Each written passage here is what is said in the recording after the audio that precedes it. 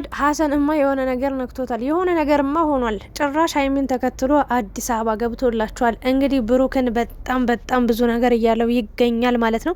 ሀይሚን በር ቆልፈባት፣ በር ዘግተባት ልታስቀምጣት አትችልም። መፍትሄ የለህም። እንደገና ደግሞ በኢየሱስ ክርስቶስ ስም ምን አይነት ሰው ነው ግን? ምን አይነት አለቅላቂ ሾካካ ሾተ ላይ ሰው ነው ያለው? በፈጣሪ ስም ጉድ እኮ ነው። እና አስገድዳችሁ ልታመጧት አትችሉም።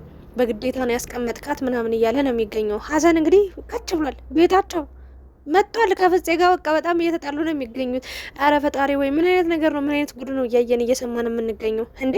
እነዚህ ልጆች እሺ እንደ ሀሳብ ልንሰጥ እንችላለን። ጥፋተኛውን አይተን እንዲህ ነው እንደዛ ነው ብለን ሀሳብ ልንሰጥ እንችላለን። ግን የሀሰን ደግሞ የሆነ ወጥ የረገጠው የሆነ ምንድን ነው? ወንድማ ነኝ ወንድ ከየት የመጣ ወንድም እናንተ አታውቅም ሀይሚ ራሱ ማለት ነው። በጣም አበዛው ሰው ሁሉ እንዲህ እናንተ የሆነ ሰዓት ላይ እኮ ጣልቃ ገብታችሁ ምናምን ሰውን ለማስታረቅ ትሞክራላችሁ ምናምን፣ ወይም ደግሞ አንድ ሰው ተጎድቷል ብላችሁ ካሰባችሁ የሆነ ነገር ልትሉ ትችላላችሁ። ግን ብሩክ በዚህ ሰዓት እንግዲህ ሀይሚን አግቷታል ሳይሆን የሚባለው በቃ በፍቅር ነው ያገታት። ይህንን ነገር ማድረጉ ተገቢ ነው ብዬ ባላምንም እንደኔ።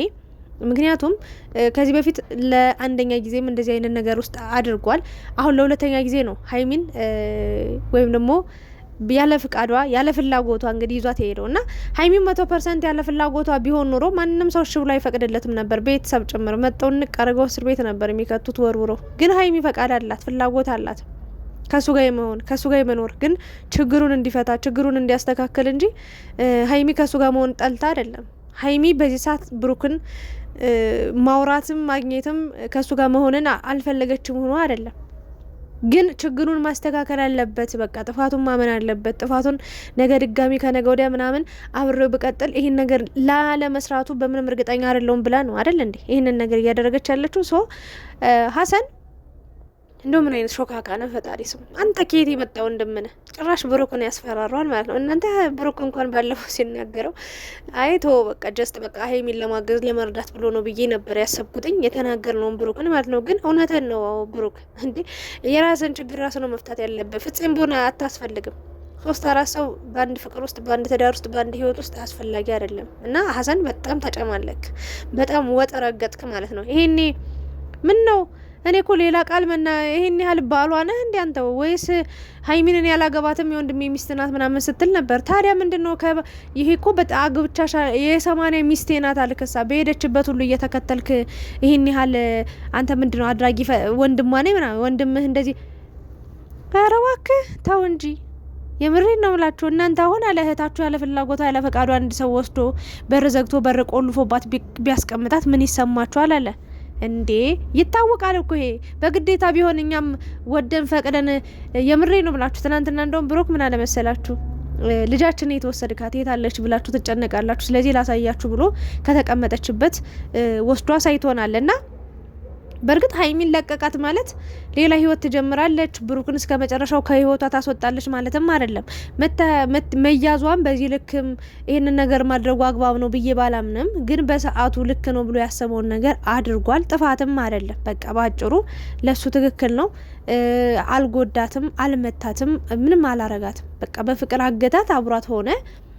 ያለውን ችግር ሶልቭ እስኪያደርግ ወይ ደግሞ እስኪፈታ በቃ አብረው ሆኑ። ከዛ ውጪ ሀሰን አንተ 20ኛ ወገን ሆነ ጣልቃ ገብተ በዚህ ልክ እኝኝኝኝኝ ማለት በሰው ህይወት ውስጥ በጣም ያሳፍራል።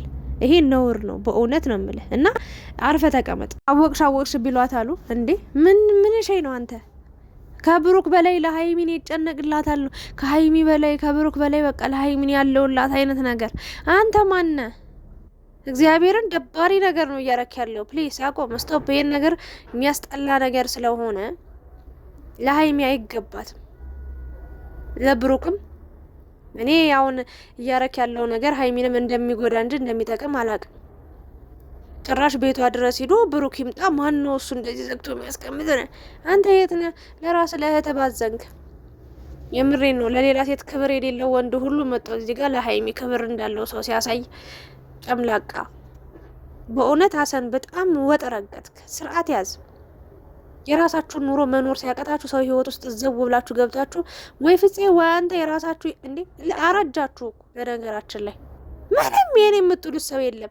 በብሩክና በሀይሚ ህይወት ውስጥ ነው የምትኖሩት። በቃ እናንተ እንደ ዝም ብላችሁ ሾከክ እያላችሁ እየገባችሁ እስኪ የራሳችሁ ኑሩ። በቃ የእውነቴን ነው። እኔ ልንገራችሁ፣ ዛሬ አይደለም የተናገርኩት፣ ከዚህ በፊት ደጋግሜ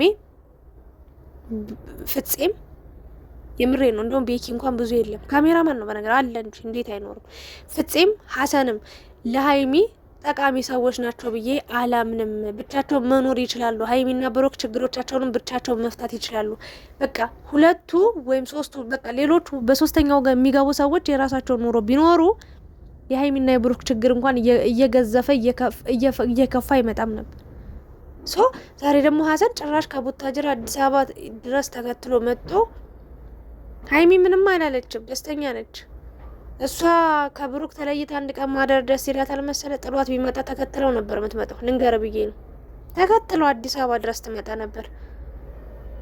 ግን እሱን ጥሎ ከሄደ ሌላ ችግር ይፈጠራል፣ ሌላ ውሳኔ ትወስናለች ምናምን ብሎ ፈርቶ፣ እሷም ደግሞ በቃ ሲጀመር ያለ ፕሮግራም ቢሆንም ፈልጋው ነው የመጣችው።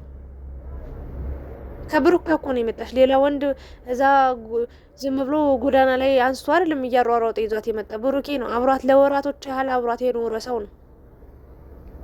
ስለዚህ እኛም ሀሳብ ልንሰጥ እንችላለን፣ ግን በመጠን ሲሆን ነው። ሀሰንም እሺ እንደ ጓደኛ እንደ ቅርብ ሰው ነኝ ብለህ ካመንክ እንትን ልትችል ትችላለህ።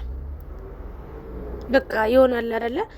ሀሳብ አስተያየት ልሰጥ ትችላለህ። ከዛ ውጭ ግን እኔ ነኝ አድራጊ ፈጣሪ፣ እኔ ነኝ በቃ ለሀይሚ ተቆርቋሪ፣ እኔ ነኝ ዘማች አልክ እኮ። ከፍፄ ጋር ደግሞ ራሱ ይጣሉ። እረፍ፣ በእውነት ያስጠላል እንደዚህ አይነት ህይወት። እኔ ይኸውላችሁ የራሱ ህይወት ቢኖረው በራሱ ህይወት ቢዚ ይሆን ነበር፣ ልንገራችሁ ብዬ ነው።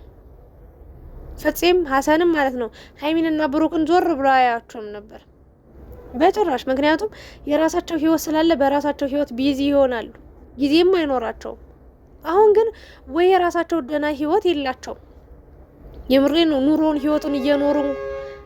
ህይወቱን እየኖሩ እንኳን እንደው ሀሳብ አስተያየት ቢሰጡ የተሻለ ነው። እዚህ ጋር ፍፄ በቃ ወንድሜ ትክክል አንተ ያደረግከው ነገር በሰዓቱ በቃ እኔ ምናምን ተረድቻለሁ ምናምን በቃ ብሩክ ደግሞ ስለተረዳኝ አመሰግናለሁ። እዚህ ጋር ደግሞ ሀይሚና ደግሞ ሀሰን እህቴ በቃ እንደዚህ ሊያረግሽ አይችልም በቃ ምናምን ነገር እናቴ ተውት። እኔ ለሀይሚ ጠበቃ የሚቆምላት አለውልሽ የሚላት ሰው በህይወቴ ያስደስተኛል። ግን እንደ ሀሰን ያበሳጨኝ ያናደደኝ ሰው የለም። አንተ ለእሷ ጥሩ ሰው ብትሆን መልካም ሰው ብትሆን ሀይሚን ብሩክን እያጥላላህ እያጣጣልክ ሳይሆን እንዲለያዩ ወይ ደግሞ ሀይሚ ልቧ እንዲጨርክ እንዲቆርጥ እያረክ ሳይሆን ሁለቱም እንዲግባቡ እያረክ አንተም ተይ አንቺም ተይ ብለህ በደንብ አግባብተህ አስታርቃ አስተማምተህ ቢሆን ኖሮ ይህን ነገር ያደረከው እኔ በደስታ እቀበል ነበር። ግን አሁን ሳይድ ይዛል። በቃ ሀይሚ የግፊበት በርቺ፣ በቃ ሀሳብሽ እንዳትቀይሪ፣ ብሩክን የሆነ ለመተው እንድትወሳወስ ምናምን እንድትወሰውስ ፈጣሪ ወይ ኧረ ተው። ግን በሰው ህይወት ውስጥ እንዲዘው ብላችሁ አትግቡ። እኔ በጣም ነው የተናደድኩት። እግዚአብሔርን ነው የምላችሁና ያስጠላል። በቃ ሀሰንም ፍፄም በቃ ከሀይሚ ህይወት ውጡ። እኔ ሰው መጣ ነገር መጣ ነው ታያላችሁ። አሁን ሀሰን ብቻ ራሱ እዚህ አዲስ አበባ በመምጣቱ ራሱ የምሬ ነው የምላችሁ ብሩክና ሀይሚ ሰላም ሊሆኑ አይችሉም። 100% ልነግራችሁ የምወደው ነገር ማለት አይሆኑም። ሰው መጣ ነገር መጣ። ሀሰን ትልቅዬ ነገር ነው ይዞ የመጣው፣ ስጦታ ምናምን አይደለም ነገር ነው ይዞ የመጣው። ይሄ አስፈላጊ አይደለም። ሀይሚዬ ባለሽበት ሰላሙኝልን።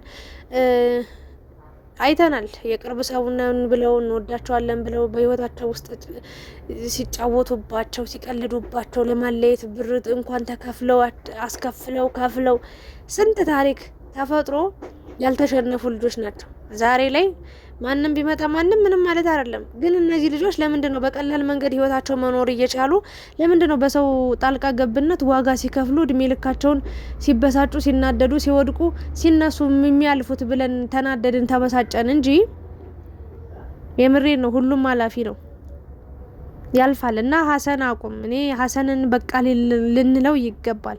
አንተ አልወለድካትም፣ በነገራችን ላይ አታውቃትም። በቃ ለረጅም ጊዜ ለረጅም ወራት የት እንዳለች እንኳን ምን ላይ እንደሆነች ሳትጠይቃት የኖርክ የከረምክ ሰውዬ አሁን ዛሬ ብሩክ ነው አይደል እንዴ?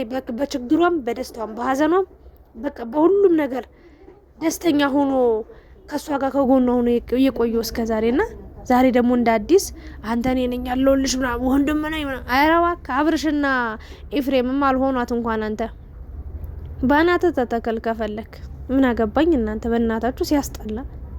ፍፄም ብትሆን ታስጠሉኛላችሁ ሁለታችሁ። አትግቡ ጣልቃ። በቃ የራሳችሁን ኑሮ ኑሩ፣ ህይወታችሁን ኑሩ። ልጆቹን ሰላም አትንሷቸው። በእውነት ያስጠላል በጣም። ትልቅ ሰው አይደላችሁ እንዴ? ጓደኛ አይደላችሁ እንዴ? ለምንድን ነው መከፋታቸውን በዚህ ልክ የምትፈልጉት? ይሄ ነገር መቆም አለበት። ሀሰን አቁም ለማለት ነው። እየበጠበጠ ነበረ። በር ክፈት አትክፈት ከፍፄ ጋር ግብ ግብ ገጥመው ነበር። ብሩክን ጥራው ምናምን እያለ ነበር። ብሩክ እስኪመጣ ቁጭ ብሎ እንግዲህ ይጠብቀዋል። አይ ጉድ ምን እንደሚሆንም አይታወቅም። ብቻ ሀሰንና ብሩክ በዚህ ሁኔታ ከተገናኙ ብሩክ ራሱ ከፍተኛ ውሳኔ የሚወስን ይመስለኛል። እግዚአብሔርን አርፎ ተከተቀመጠበት ድጋሚ ደግሞ አዲስ አበባ ድረስ ሂዶ አርፈን ነበር ሀሰን።